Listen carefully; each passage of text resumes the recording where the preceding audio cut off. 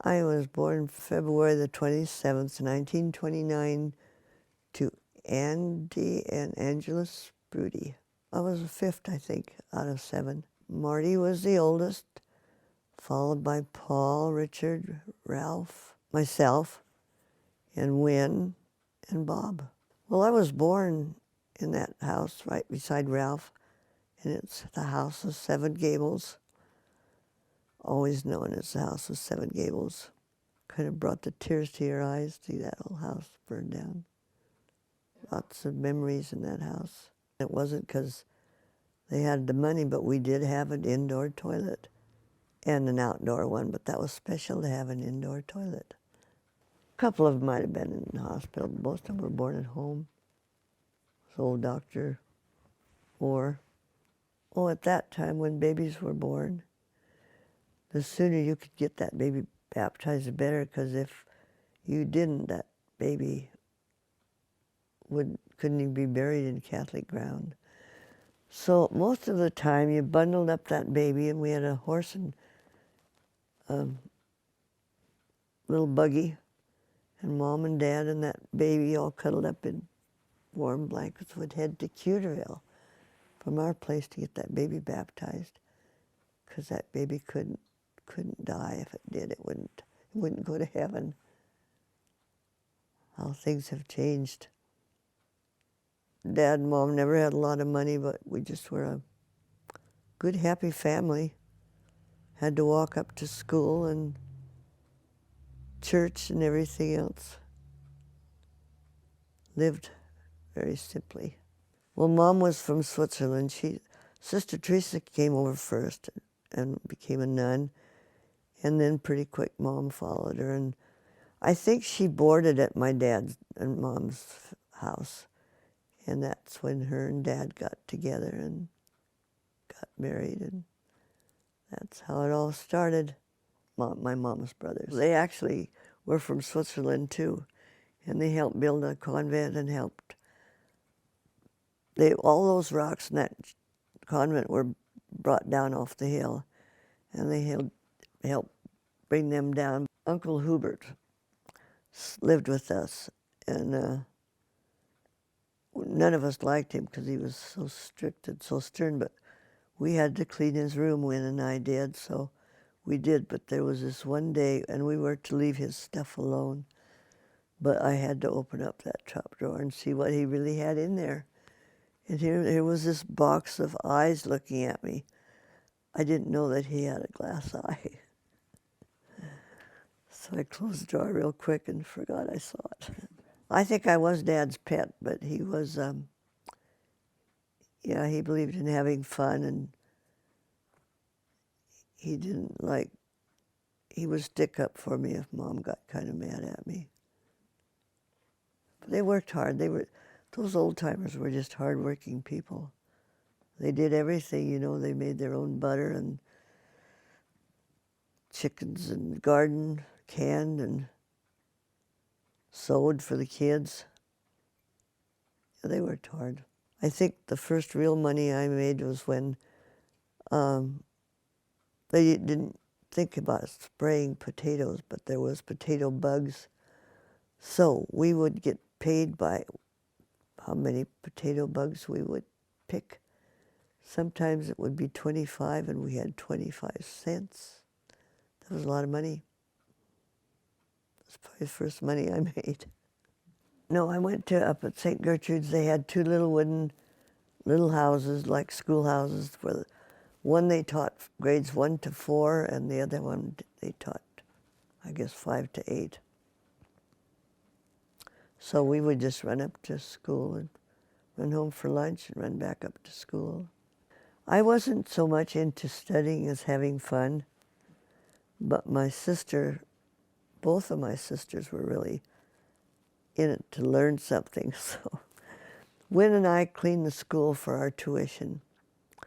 And one night we went in to clean the sister's office, and here I noticed the report cards were laying on that nun's desk. And I did have a pretty bad grade in something, and I talked Wynn into changing it, erasing it and put a better grade there because it would really make Mom and Dad mad to see that grade. And she did, and I had a good grade. And Wynn was such a good kid. She just did it because she didn't want to hurt my feelings. I was more of have fun, and Wynn and Marty both were so bright and so smart. And I guess I was too, but I just wanted to have a little fun. I had to teach Wynn to smoke, because if you didn't smoke, in those days you just weren't with the crowd. And it took a little doing, but we finally got her going. We had a kind of a balcony off of our bedroom, so we could stand out there. Finally got her going, and then she did smoke for a few years too. You know, at that time, you went more out with the crowd, nobody like they do now. You just went out together and went to dances and to see how many different boys would dance with you. And then when you went to dances, the boys would be on one line of the hall and the girls would on, you've heard that before, and the girls on the other side. And then when they started the music, the boys would either come over and ask you or they wouldn't. And that's who you danced that dance with. And then I saw this kind of really nice looking guy I thought I'd like to dance with. So I threw my shoe across the dance hall, and he picked it up, came over and asked me to dance. Turned out to be my husband, Joe Shoemaker. Well, I didn't date him steady. I still went with other guys, but I ended up with Joe. I was going on to wanting to go to nurses training, but he kind of talked me out of that. And we got married when I was graduated at 17, and we got married at 18. Joe and I were married in the Cedarville Church. We were married August the 10th, 1948. Well, we got married at my folks' house out in the yard. There were about 100 people. And I remember that we had fried chicken for the wedding dinner, and the main table was in the dining room, and the rest of them were ate outside under a big tent. And I was walking up the sidewalk by the Bon Marché, and they had this gorgeous negligee on a dummy. I just loved it, so I just went in there and I said, could I have that gown on that dummy? And she said, sure. She'd take it down and put it in a box for me. And I took it home and just put it in the rest of my stuff that I got ready to go with. And the night of my first night, I found out it was large size. Hung on me badly, so put that back in the box. That was a disappointment, though. I kept it for a long time. Joe sang, and he had a pretty loud voice, and you could hear him sing when he was taking care of the hogs up at the barn. And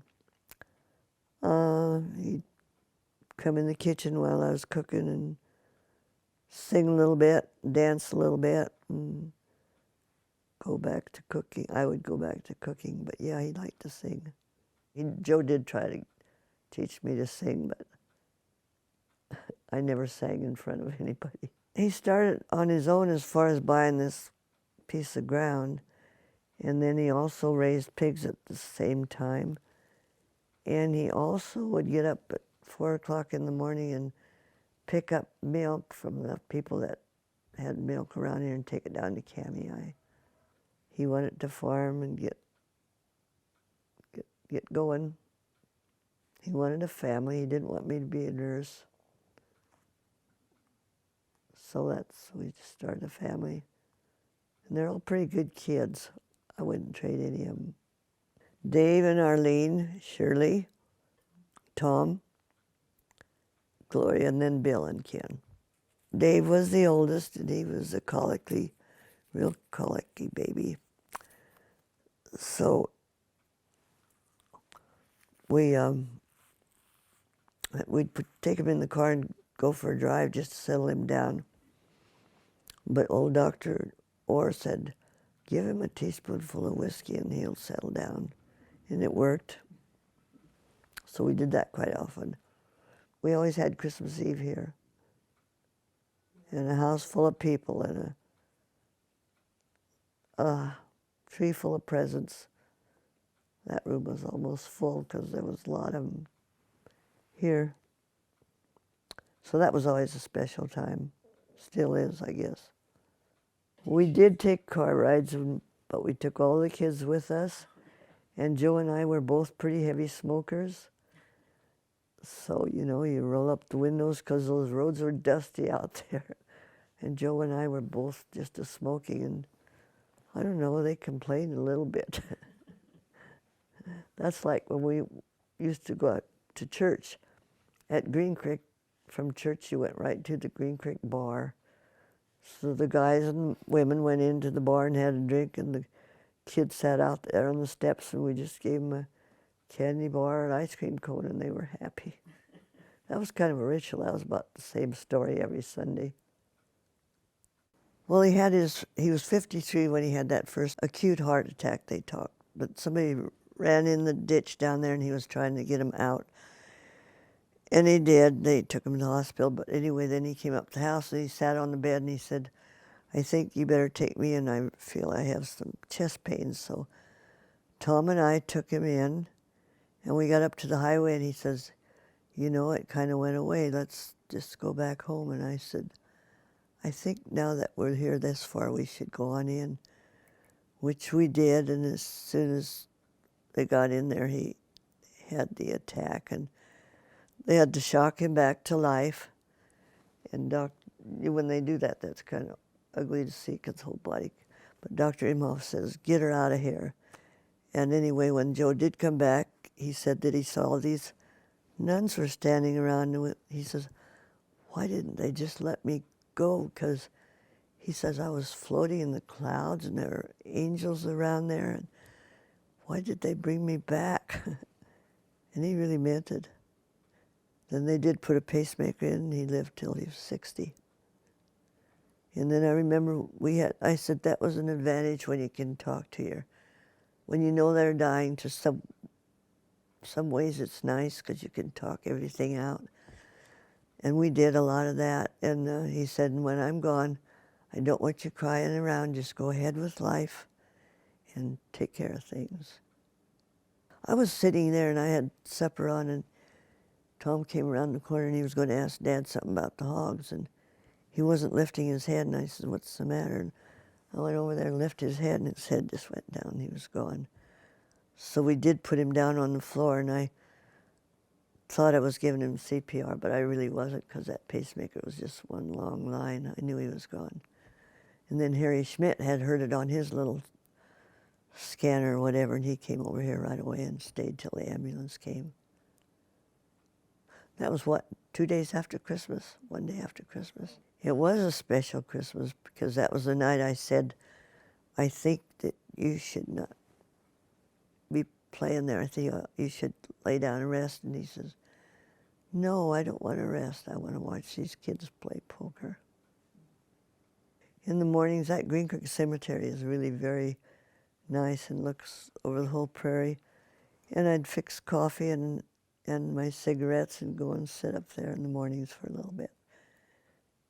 It just gave me a lot of satisfaction.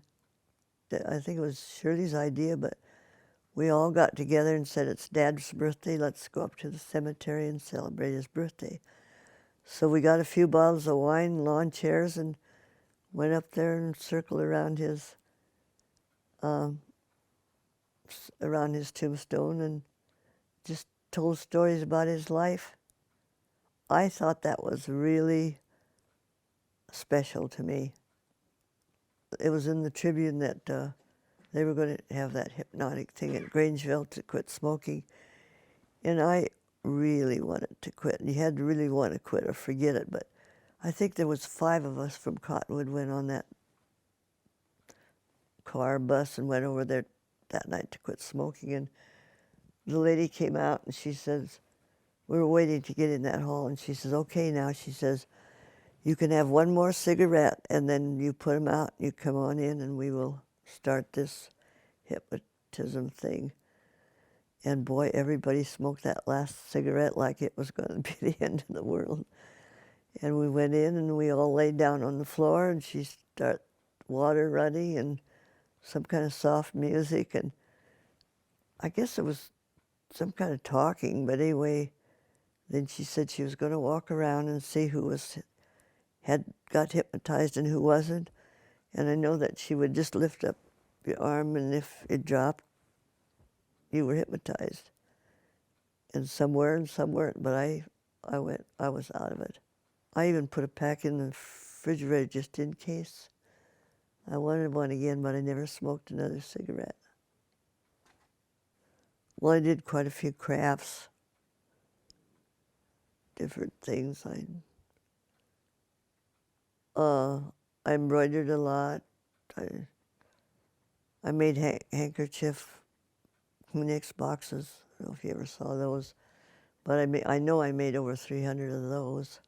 Yeah, I belonged to Green Creek's Pinochle and also Cottonwoods Marathon Pinochle. But in our family, we played a lot of Pinochle too. Well, Grandma Sprudy cheated a little bit, but we did get together with a couple nuns, and seems to be Tim Uncott, a few people that do German in Cottonwood, and meet once in a while and have coffee and talk a little German. I was a bowler. I belonged to the bowling club for quite a while. I guess I did do a lot, didn't I?